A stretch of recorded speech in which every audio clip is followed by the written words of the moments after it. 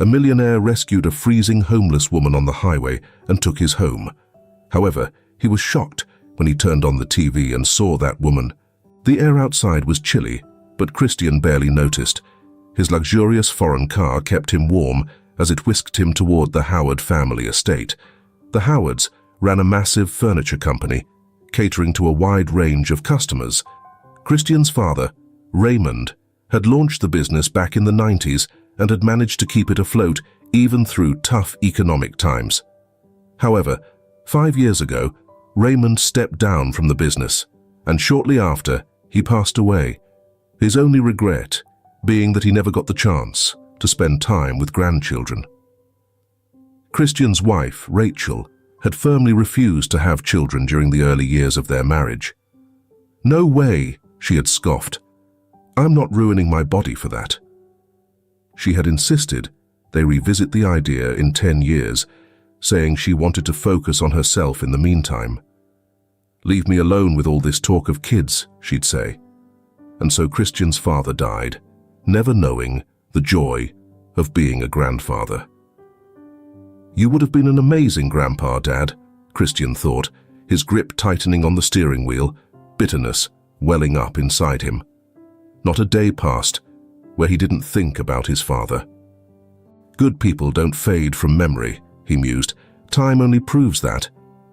Oddly enough, Christian's mother, Barbara, had always sided with Rachel on the issue, which led to frequent arguments. "You two have the same disdain for people," Raymond would often rebruce. "Both of you treat the employees like they're beneath you, even though you're not exactly special yourselves. You're just the wives of business owners, not goddesses." "Get over yourselves," Raymond would continue. "If you're not contributing to society, at least don't flaunt your wealth. It's revolting." After getting a talking to like that, Barbara and Rachel would dial back their arrogance for a short while, avoiding sneers and condescending attitudes toward the staff. But it never lasted long. Before anyone knew it, they were back to acting entitled, expecting to be treated like royalty. Meanwhile, the bond between mother-in-law and daughter-in-law only grew, while their love for their husbands seemed to weaken. "Dad, I want a divorce," Christian said aloud. Christian once confided in his ailing father. "I can't take it anymore.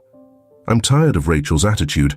Her constant looks of dissatisfaction and disdain are driving me crazy. I just can't deal with it. This doesn't feel like a marriage when your wife takes vacations alone and doesn't even want kids.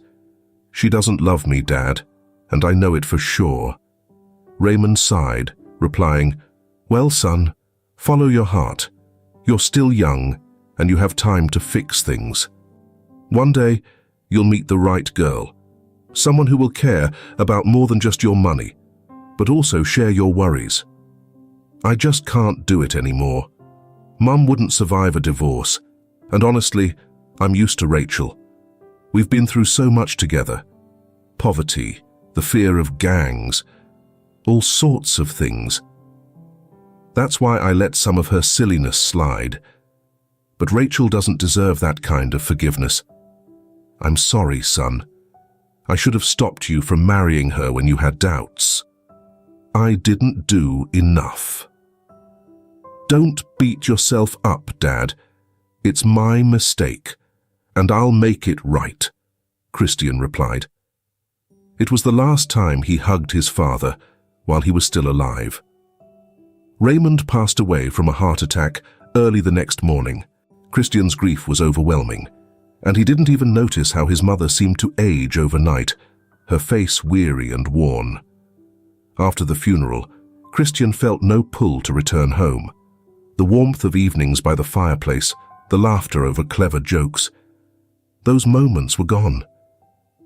Instead, Rachel's cold stares and silence greeted him each night. "Let's get a divorce," Christian said to Rachel one day. "If that's what you want," Rachel responded with a pout, "but it's going to cost you." "I don't care how much it costs. I'll pay anything as long as I never have to see you again," Christian said firmly. "The lawyer will come with the papers tomorrow.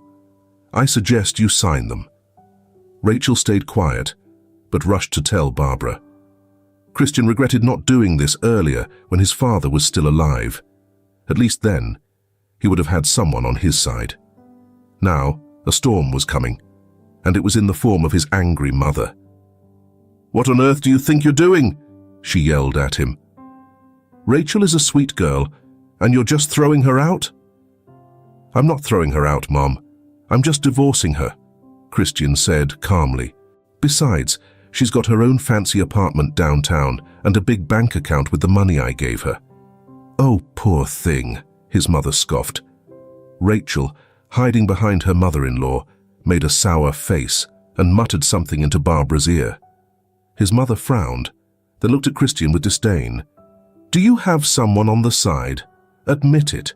Who is this woman you're sneaking around with?" "I don't have anyone," Christian shot back. "I just don't want to live the way you and Dad do anymore."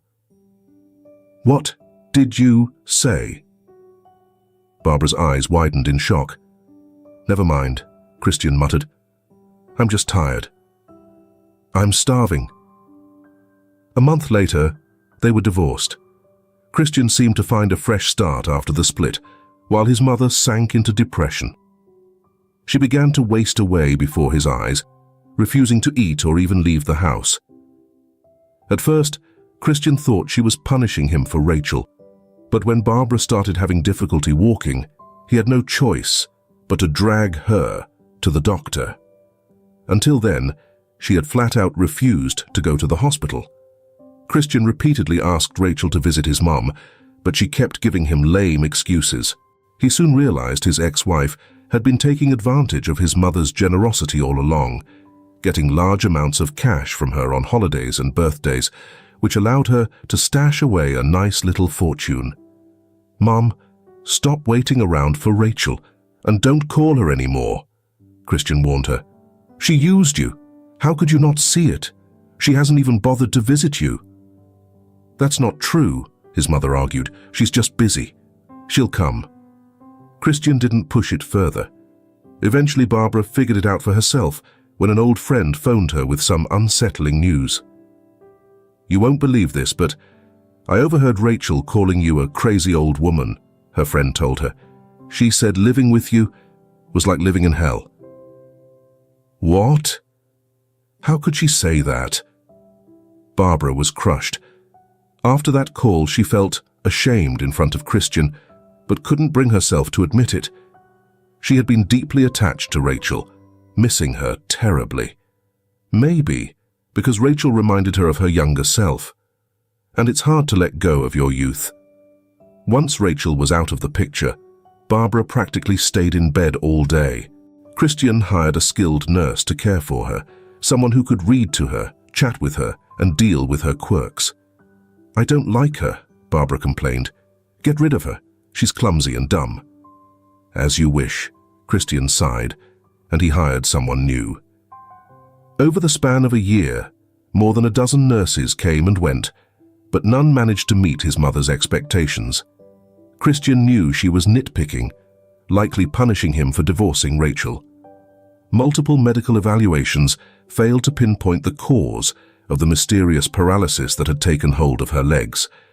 The doctors gave confusing diagnoses and eventually concluded they were dealing with some new and unstable condition. "Young man," the elderly professor told Christian, "I can only wish you patience. Don't lose hope. I suspect your mother's condition is tied to a psychological issue. My advice is to give her all the care and support you can, even though I know it won't be easy." Christian followed the doctor's advice, doing everything possible not to let his mother down. Sensing her son's vulnerability, she threw fits and made life miserable for the nurses. Word around town was that the mistress of the Howard mansion had lost her mind and grown bitter towards the world.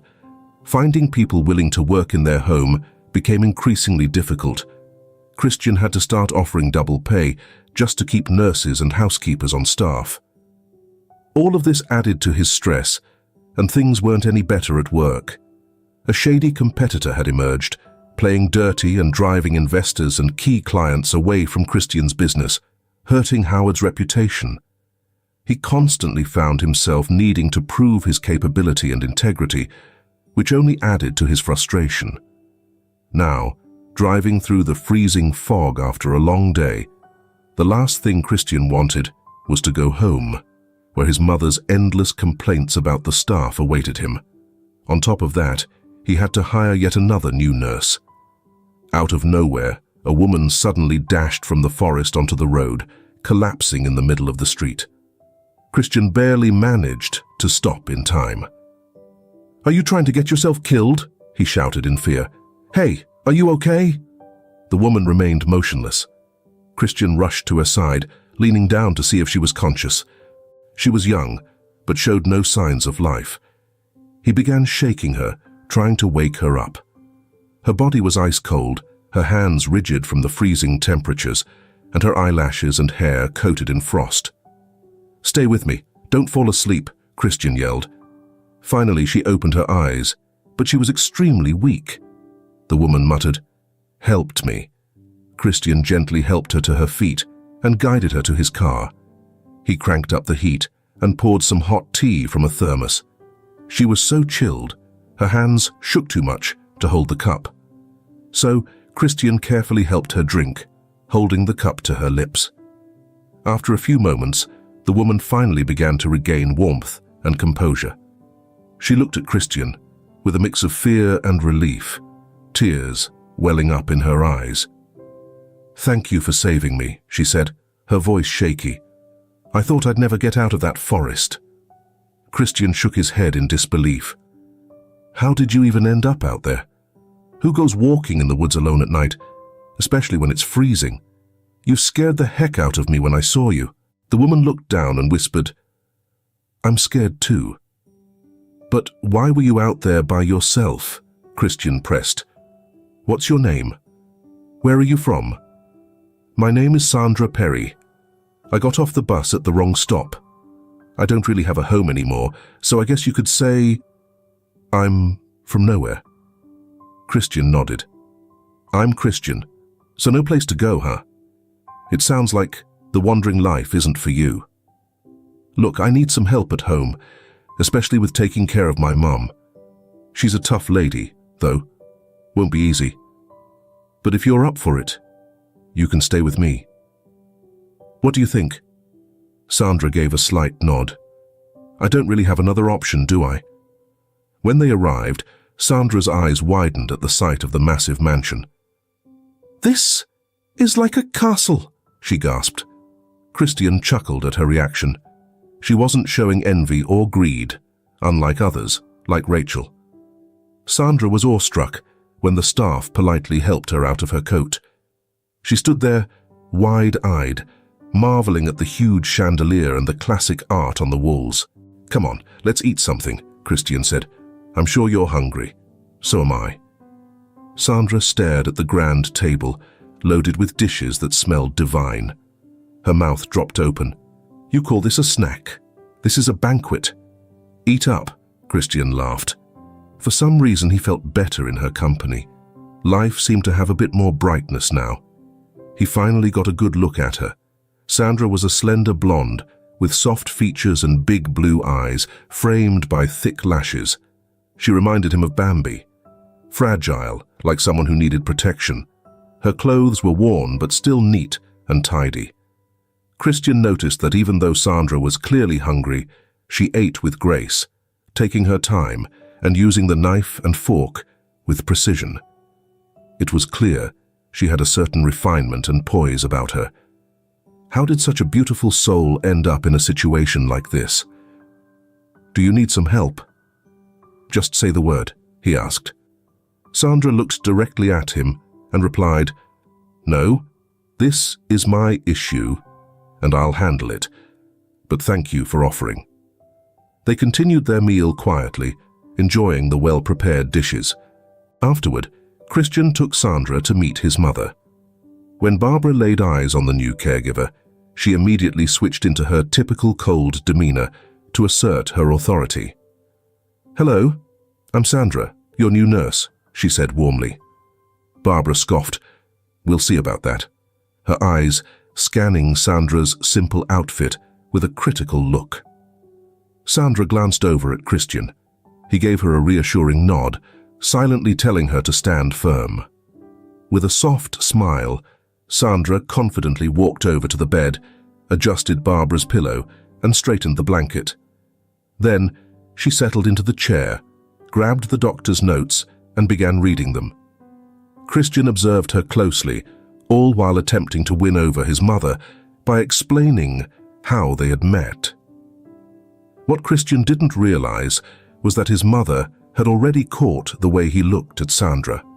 There was a brief, gentle expression in his eyes, something close to admiration, and Barbara didn't like it. She was still holding out hope for Rachel, her former daughter-in-law, to return, so she directed her frustration and disapproval towards Sandra. The nurse's ordeal began sharply at 8 a.m. when Christian left the house and didn't stop until he returned around 7 p.m. Barbara was careful not to mistreat Sandra in front of her son, though. She could see clearly that her son was developing feelings for this pauper, as she called Sandra in her mind. "How much longer do I have to wait? Am I supposed to starve in here?" Barbara shouted when Sandra finally rushed in, slightly out of breath, carrying a tray into her room. "Sorry. I was just taking a little extra time to arrange the food nicely for you. See? This is a sprig of rosemary, and the fish looks fantastic. You should try it. The cook really outdid himself today." "It's finger-licking good," Sandra said kindly, brushing off the complaints. She wasn't upset with Barbara, understanding that being bedridden can make anyone cranky. After all, Barbara was the mother of the man who had saved her life and was beginning to feel more like family to her with each day. "Ugh, the fish is cold from how long it took you to bring it. Go get some hot food and make sure it's steaming. And no rosemary this time. Ugh, do I have to teach you everything? Hurry up. I still need to freshen up and put on some makeup. The girls are coming over." Barbara slumped back into her pillows, waving her hand dismissively like she was shooing away a fly. But things only got worse when the girls arrived. They were just as wealthy and self-absorbed as Barbara. They didn't mind talking about Sandra, even when she was right there in the room, treating her like she wasn't even human. Each day, putting up with Barbara's spoiled behavior was getting harder. "Look at her nails. No manicure," they whispered as Sandra cleaned the room. "And her hair. She looks like a street person. It's a shame to kick her out. She wouldn't survive. Barbara, you're too kind to tolerate such a ragamuffin near you." Sandra tried her best to ignore the mean gossip, even though she wanted nothing more than to shout back at them and storm out. Then, one day when Christian came home from work, the house was unusually quiet. No cheerful humming, no grumbling from his mother. The silence made him uneasy. "Sandra," he called out for her. "Sandra, come here."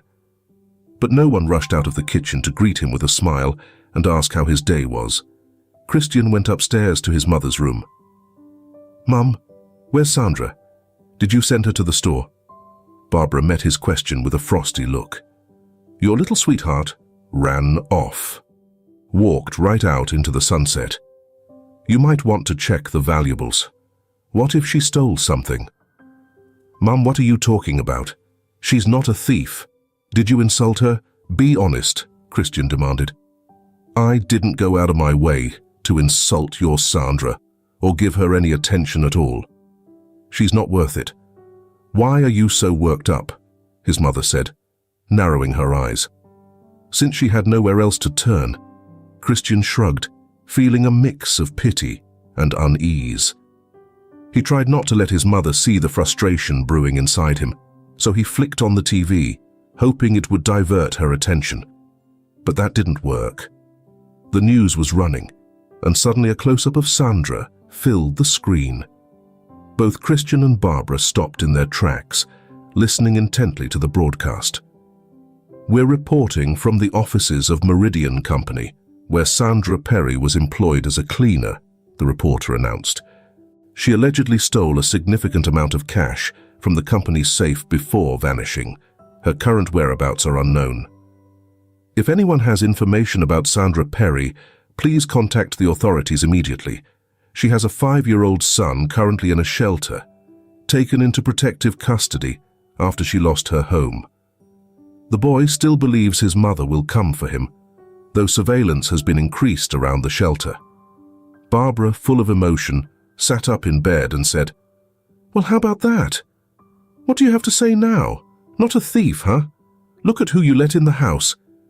How many times do I have to tell you not to bring home strays? You did it as a kid, bringing in puppies and kittens, and I always had to find new homes for them.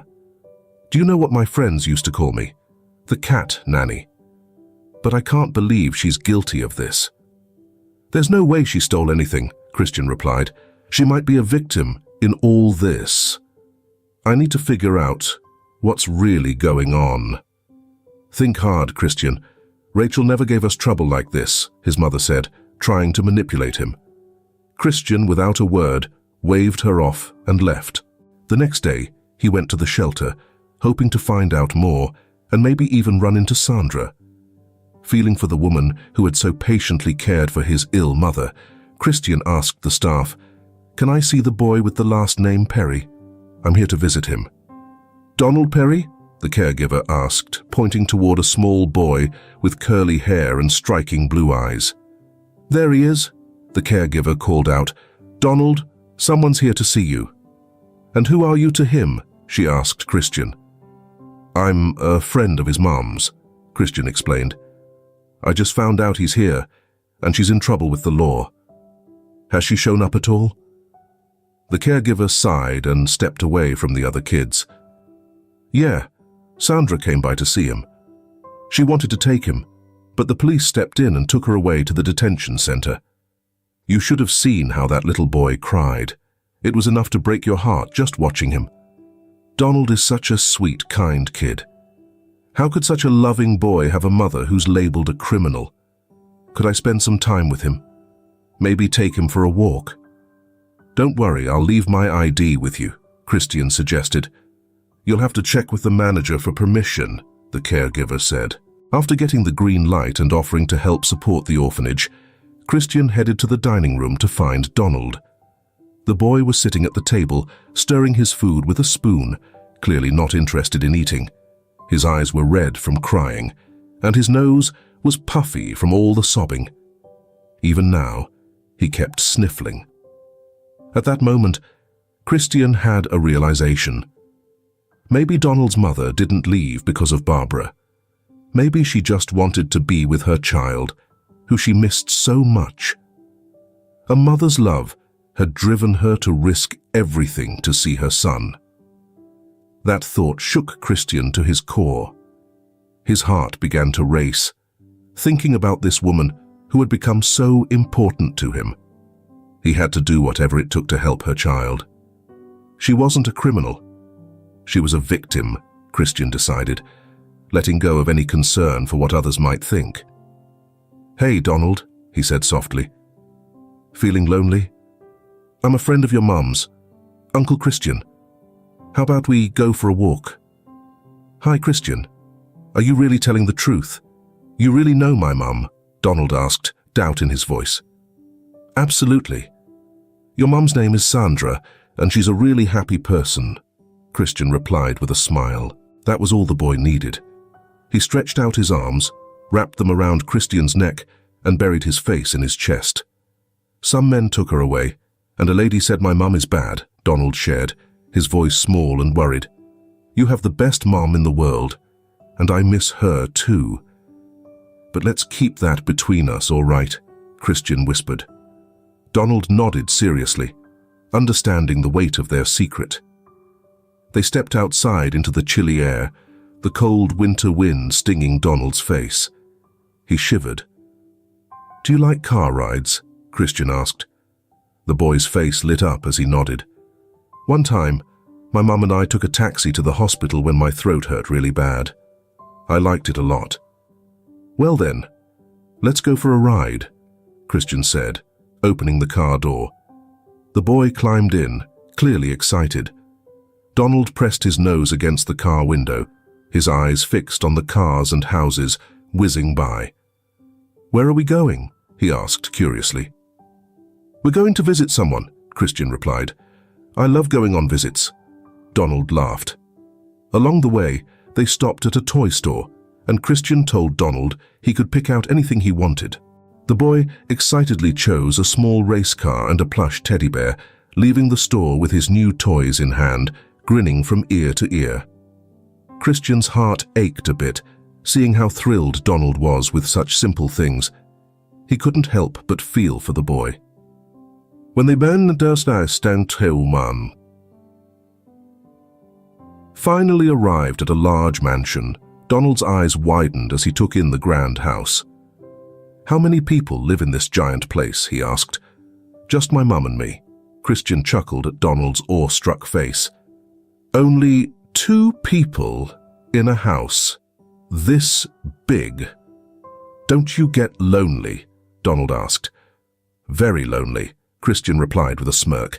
"That's why I brought you here. We've got to soften up a very serious lady." "Is she really that tough?" Donald asked, his curiosity piqued. "How are we supposed to do that?" "We'll figure it out. Just don't let her in on our plan."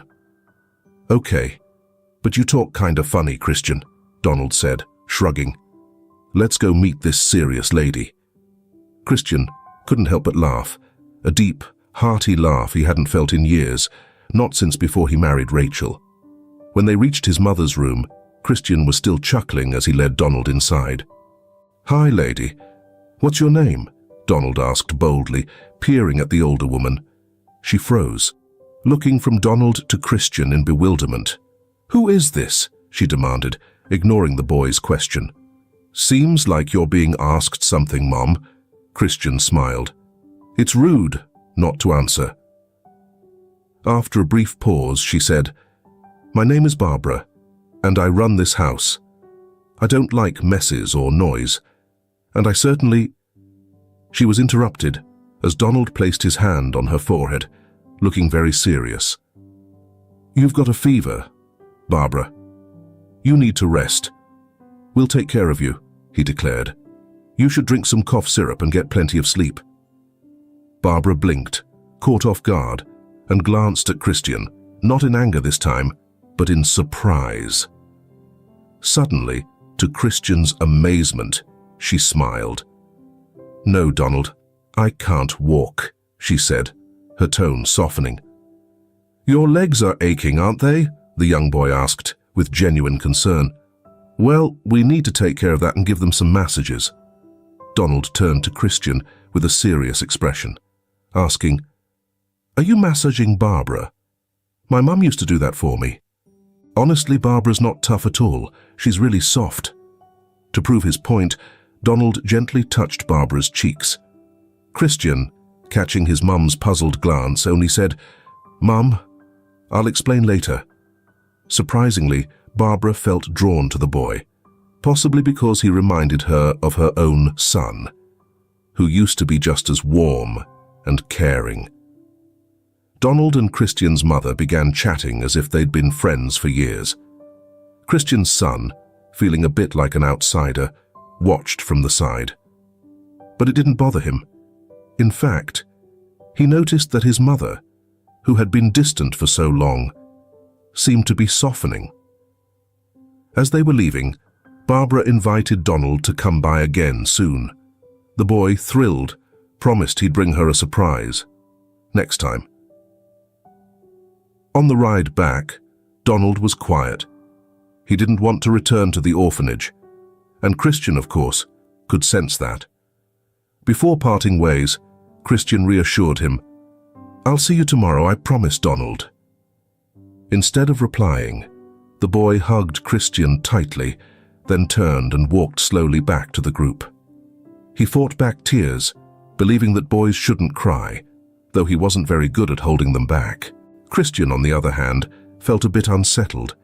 He had sympathy for Donald and knew he'd be in for a difficult conversation with his mother soon. Donald had touched her heart. "She really lost custody?" Barbara asked, shocked after hearing the story from her son. She knew he had grown fond of the much-criticized caregiver and was ready to spite her by adopting Donald. Yet the boy had already won her over. In her shrewd mind, Barbara saw a way to achieve two goals: get back at the caregiver who had captured Christian's attention and finally gain the grandson she had always wanted. She began plotting. That evening, she called Christian over for a talk, expecting it to be an important one. Her gentle tone took Christian by surprise. "I've been thinking," she said. "Why don't you adopt Donald? We know his mother. She's not an addict or something worse. Life just hasn't been kind to her. Why should the boy suffer for her mistakes? I really like him. I think he would fit in perfectly with us." And the house instantly became more lively. "Do you remember how much your father longed for grandchildren?" Christian didn't see this coming. He thought his mom would once again beg him to give things another try with Rachel. So, he let out a sigh of relief. "Mom, I'm all in. I'm glad you brought it up yourself. I'll call the lawyer now. Meanwhile, think about where we should set up the kids' room." After Christian left, Barbara rubbed her hands together with joy. Now that Christian was on board, things were about to get interesting. She could finally humiliate Sandra and make her suffer. That woman would never get to see her son again. Barbara, filled with cruel satisfaction, thought, "Let her dare to show up here. I won't allow it. I'll turn this boy into everything Christian couldn't be." The adoption process went quickly, thanks to connections, and a smooth legal process. "I've got great news for you, Donald," Christian said, visiting the boy again. "From today, you're officially my son." "Really?" Donald's wide eyes looked up at him in surprise. He stopped playing and grew silent. "What about Mom? What will she say?" "She'll be happy when she comes back from her long business trip. She'll live with us," Christian assured him. "I want to be your son," Donald whispered. "And will Barbara be my grandma?" "Yes, she's very excited to have a grandson like you," Christian smiled. For a month now, Donald had been living in the Howard household as the newest member, with a new last name to match. "Grandma, when will Mom come back from her trip?" Donald asked Barbara one day. "Dad said we have to wait a long time, but how long is that?" "She's not on any business trip," Barbara snapped. "She's in jail because she stole money from her job. That's why they sent you to the shelter. Your mother is no good, worthless." "You're lying! You're bad!"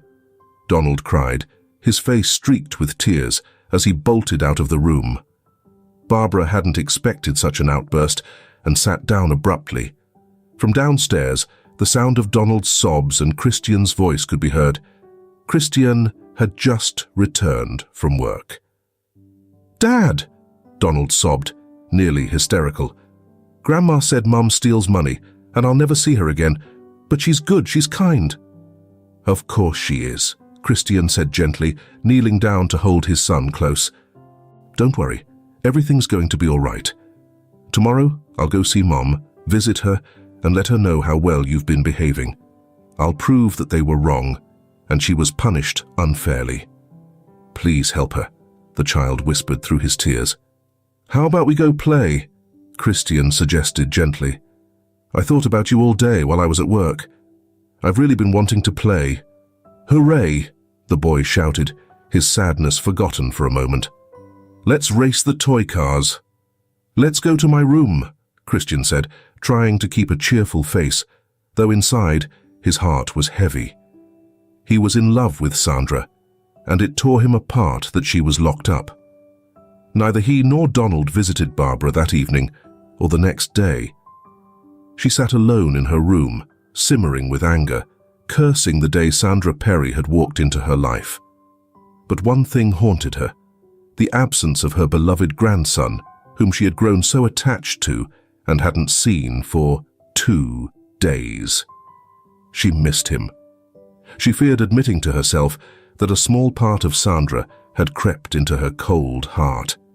"Sandra Perry, time to go out," a guard shouted. "No belongings." Sandra, looking around anxiously, stepped out of her cell and followed the guard. She was led into the visitors' room. Sitting at the table was Christian. Her heart skipped a beat when she saw him. "Christian, I'm so glad you came," Sandra exclaimed. "Hey, Sandra," Christian said calmly. "I brought you some stuff, food, sweets, and other things. Let me know if you need anything else. Oh, and I've arranged for a TV to be installed in your cell tonight. Also, I've adopted Donald. He's with me now." "What? How? From where?" Sandra's face went pale. "Yeah, Donald is doing great. He even calls me Dad now. But don't worry. When you get out, I'll help you get him back. But you need to tell me everything. How did this all happen?" Sandra stared at Christian, trying to process everything he was saying. "Thank you," she said quietly. "I'm relieved Donald's in good hands, someone I trust." She paused, locking eyes with Christian. "What about you? You're not indifferent to me. As for the money, I didn't steal it. I was set up. I think they hired me just so they could pin a major theft on me. The women in the cell explained it all to me. I think it was Michelle Miller, the head accountant, and Bruce Graham, the HR director. Those two were romantically involved, and I was just a janitor. No one believed me. They asked me to clean around the safe and leave the keys on Michelle's desk.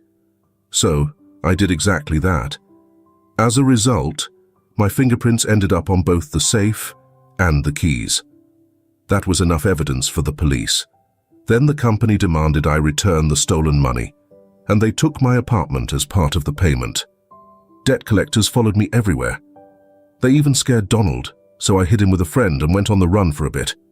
That's when they reported me to the authorities. I got on the longest bus route I could find, hoping to escape. But the debt collectors somehow always seemed to be one step behind me. So, I asked the bus driver to slow down at a sharp curve, and I jumped off near the woods. But I got lost. Eventually I ended up on the road where you found me. Why didn't you tell me all this right away? Why did you take off? Christian asked. I was scared you wouldn't believe me, Sandra replied. Then my friend called and told me Donald had been taken to a shelter. Grief overtook me, and I ran to get him back. That's when they arrested me right in front of my son. His cries still echo in my mind, Sandra said, breaking down in tears. Christian stood by, unsure of how to comfort her. All right. Calm down, he said softly. I'll get a good lawyer. We'll clear your name and get you out of this mess. We'll live together. And don't forget about my mum. She's been itching to have someone new to bother with her complaints. Sandra let out a small laugh at Christian's attempt to cheer her up, even as tears rolled down her cheeks. Only Christian could make her laugh when she was this upset. 5 minutes later, the guard came to take Sandra away, and Christian stepped outside. He breathed in the fresh air, thinking, she'll be breathing the air of freedom soon too, as he dialed his lawyer. The legal team worked quickly. Within 2 days, Sandra was released on large bail, pending her trial. They drove home together. Mom! Christian had already informed Donald that she would be coming home that day, so he was waiting by the door. He ran straight into her arms, not even noticing the gift she had for him. They hugged for what felt like forever. Christian left them to their moment and headed to the kitchen to prepare a special dinner to celebrate. The household staff was happy to see kind, gentle Sandra back. They knew she would soon become the lady of the house. Barbara sat alone in her room, her expression cold and distant. Even when Sandra brought her a bouquet of her favorite flowers, Barbara didn't say a kind word, instead glaring as Christian and Donald happily hovered around Sandra. Just leave me alone. I'm tired, Barbara snapped. Donald ran over and kissed her forehead gently. Get some rest, Grandma. I'll come back later and we can read together, okay? The child said sweetly before leaving the room as the last to go. The boy's kindness surprised Barbara. who was prepared to hate everyone around her. Tears of anger welled up in her eyes as her thoughts spiraled. With the warmth of a young child's simple gesture, the bitterness that had frozen her heart began to melt. "Why does Sandra deserve to be this happy?" Barbara sobbed to herself. "She took away my grandson, my own flesh and blood. What did I do to deserve all this?" The next day, Christian showed Sandra around his office. She asked him for a job as a technician, not wanting to be a burden on him. "We don't have any openings for janitors right now, but there's a position as a sales manager," Christian told her. "You can start as an intern, working under someone more experienced, and then eventually manage on your own." Sandra hadn't expected this level of trust. "Why are you crying again?" Christian teased, pulling her in for a hug. "You should be happy things are working out." "Oh, I'm almost scared to be happy," Sandra confessed. "Happiness is best kept quiet." But happiness was fleeting, and jealousy has a way of clouding people's judgment. Joe Reynolds, Christian's longtime business rival, whose company had always trailed behind, was determined to take Christian down however he could. One day, Joe caught Sandra as she was leaving the office, thrusting a bouquet of flowers at her. "The prettiest flowers for the prettiest lady," he said with a sly grin. "Who are you?" Sandra recoiled, feeling uneasy. "Joe Reynolds, longtime business acquaintance of your fiancé Christian," Joe replied smoothly. "Why are you on your own today?" "Thanks for the flowers," Sandra responded awkwardly. "But Christian's not my fiancé, and he's away for a couple of days on business." "Well then, how about lunch?" Joe suggested. When he saw her hesitate, he pushed further, saying, "Great, it's settled. Let's go. I know the best Italian place." Before Sandra could gather her thoughts, she found herself sitting across from Joe at a restaurant. She was uncomfortable, and Joe could tell, enjoying every minute of it. Lunch seemed to drag on forever for Sandra. She gave brief replies to Joe's probing questions, but her appetite was completely gone. When the sleek car pulled up to the office entrance, Sandra stepped out, carrying the bouquet of flowers. The employees noticed, but kept quiet, brushing it off as a coincidence. By the end of the day, thanks to Joe's quick maneuvering, a single phone call to Carol Kennan, Howard's new secretary and an old friend, was all it took to get rumors swirling around the company. Word even reached Christian, or rather, Carol informed him as soon as he returned from his business trip. The mood at Christian's house was heavy, something Sandra picked up on immediately. "Why the long face? Did something go wrong at work?" she asked. "Work's fine," Christian grumbled. "It's you I'm worried about." "Me? What are you talking about?" Sandra was confused. "People are saying you're only with me for the money and that you're running around with Joe Reynolds, my rival.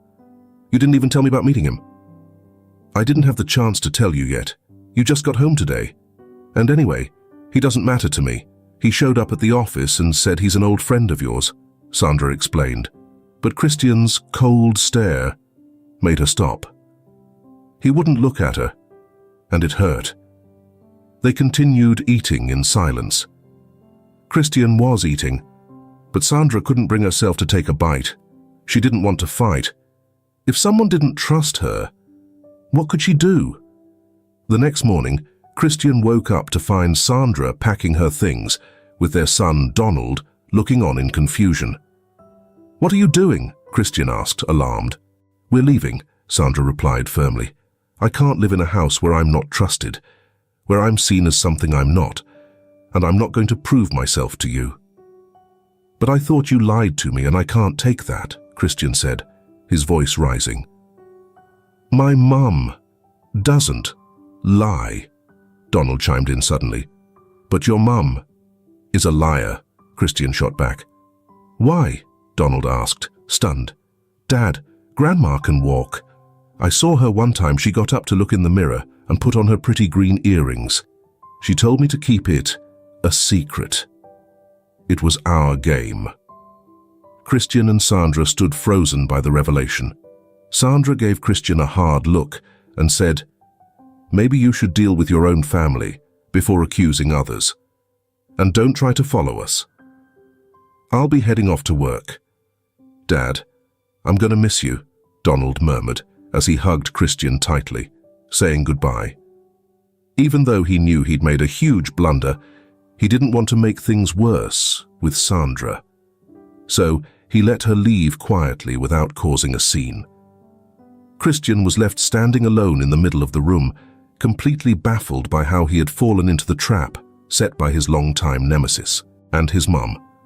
How could she lie and manipulate him for so many years? "Mum, we need to talk," Christian demanded as he entered her room. "Come down to the dining room. Are you here to mock a sick woman?" she snapped. "And that woman, did she leave? Donald, you better not have let her go." "He's my grandson! Stop with the lies!" Christian shouted in frustration. "Come downstairs. I know everything about you," Christian insisted. Barbara went pale. She was scared and obeyed her son's order without resistance. When she arrived in the dining room, Christian was already seated at the table with 2 glasses and a bottle of wine. "Your favorite, Mom. Sit down. Let's toast to your recovery, and you can tell me why you've been lying to me all these years." Barbara poured herself and Christian some wine, taking a small sip of the deep red liquid. She closed her eyes as the familiar bitter taste filled her mouth. "I was scared you'd leave me," she admitted. "After Raymond passed, you started pulling away from me. Why did you side with Rachel over me? Couldn't you tell she didn't love me?" Christian pressed. "I saw myself in her. I thought she'd help you climb the social ladder. I was so sure it would turn out that way. It was her idea for me to fake being bedridden to make you take her back. And Sandra, I don't like her. She's not good enough for you or Donald. Well, that's everything. I'm going back to my room. I'm glad we've cleared the air." "I'm so tired of all this," Barbara said, leaving the room, while Christian sat there, his hand shaking around the glass. His own mother had betrayed him. What was the world coming to?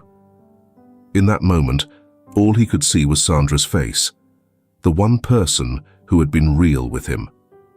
A wave of regret hit him, and he rushed to the hotel where Sandra and Donald were staying. "Please forgive me. I'm so sorry. Come back," Christian begged outside her door. But the hurt was too deep. Sandra silently closed the door, shutting out his plea. 3 days later, the trial concluded, and Sandra was declared innocent. The real culprits were ordered to pay her a significant amount as compensation for emotional distress. Overnight, Sandra found herself a wealthy woman. Christian was present at the trial, celebrating his beloved's victory, but at work, Sandra remained distant, acting as if her feelings for him had vanished, and openly entertained Joe's advances. This crushed Christian, who was consumed with jealousy. Joe, on the other hand, reveled in the thought that he had finally outplayed his rival. "Don't get your hopes up, Joe," Sandra told him one evening at a fancy restaurant. "I won't be your lover." "You still have feelings for that fool?" Joe asked, his tone sharp. "You could marry me and never want for anything. That would be the perfect way to settle the score with his family." "I don't hold any grudges against them," Sandra responded. "They helped me rebuild my life and saved me from prison. Besides, I'm done with you, Joe. I don't want to see you again." Enraged, Joe threw his napkin on the table and stormed out, leaving Sandra to cover the bill. As she settled up with the waiter, she felt a strange sense of relief, as though a weight had been lifted regarding Christian. But then, a wave of nausea hit her, and she hurried to the restroom. "Why am I feeling sick? Did I eat something bad?" she wondered. "Just what I need, food poisoning." But it wasn't food poisoning. The next day, a visit to the doctor confirmed the truth. Sandra was pregnant, already 4 weeks along. "Congratulations to you and your husband," the doctor smiled. "Time to say goodbye to junk food and heels for a while, and take it easy on the stress." Sandra left the doctor's office, with joy bubbling up inside her. She had always wanted a child with Christian, but now she faced the dilemma of telling him. She still felt hurt by his actions, but she also couldn't keep the news from him that he was about to become a father. She texted him, "Meet me at our cafe in an hour." When she arrived, the place was decorated with her favorite peonies, and there, sitting at the only table, was Christian. As she approached, he pulled a ring from his pocket. "Will you marry me?" Sandra's heart screamed yes, but she simply said, "No." Well, that's how women can be sometimes. They were vulnerable when it came to conflict, so men had to be patient and thoughtful. Christian was just that. He grinned, softening Sandra's frustration. He knew this wasn't the time to push back, but only for now.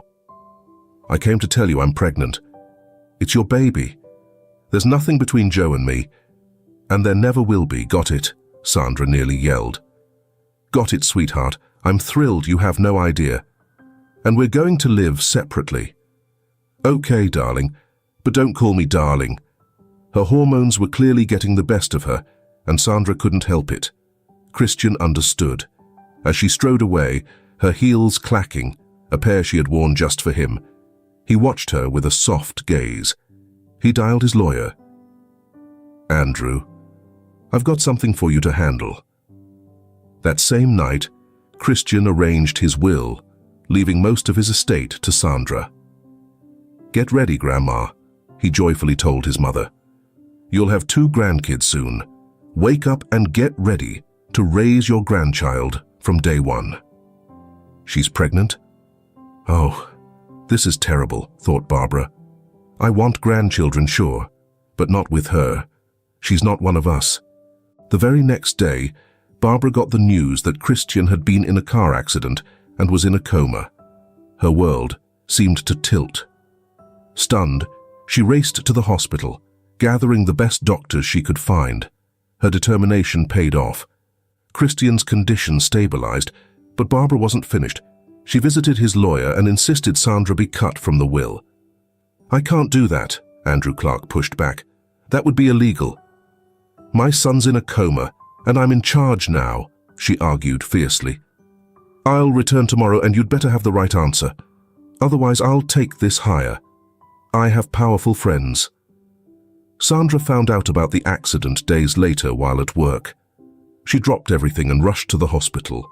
Once there, she hurried to Christian's side, collapsing into the chair next to his bed in tears. "Please, step out. Only family is allowed here," the nurse said, summoning security. They moved to escort her out, but she resisted. "Let go of me. I'm his fiancé." "Release her," a faint voice suddenly said. "Doctor, the patient's awake." The nurse ran to get the doctor. Sandra clung to Christian's hand, sobbing, guilt-ridden tears streaming down her face as she kissed his hand. "So, are you going to marry me now?" Christian asked, wincing in pain. "I will. I'll marry you. I'd follow you anywhere. Just stay with me. Stay alive," Sandra cried out. Christian smiled weakly. "Well, I guess I really have no choice now. And forgive me for everything it eats, he added. The nurses huddled quietly behind them, their hearts swelling at the emotional reunion of 2 proud, loving souls. Some even discreetly wiped away a tear. After finding out from his lawyer about his mother's betrayal, Christian silently packed up and left the house without answering her desperate questions or apologies. He cut all ties, never inviting her to the wedding or Jessica's christening. Barbara's only hope was for a single annual birthday. Message from the son she had alienated through her own actions. One warm summer afternoon, as the family enjoyed the cool breeze in the garden, Sandra turned to Christian. "Jessica turns 3 tomorrow. Should we invite Barbara? Maybe it's time to let go of all the grudges. After all, she is your mother." "And how do you feel about it?" Christian asked. "I'm happy with you, and I've learned how to protect my own joy. Don't worry about me," Sandra smiled as she playfully ruffled his hair. The next evening, a frail elderly woman hesitantly approached the garden, where the family was gathered on the patio. The children were the first to notice her. "Grandma, you're here," Donald shouted as he ran toward her, with chubby little Jessica waddling behind him, echoing her brother. "Grandma," they both cried. Barbara dropped to her knees, hugging her grandchildren tightly, sobbing for all the years she had lost due to her own pride and mistakes. "Well, now the family is truly together," Sandra said softly, wrapping her arms around Christian. She knew that from now on, things would be okay. If you liked this story, don't forget to show your support with a like and a comment. Wishing you all the best.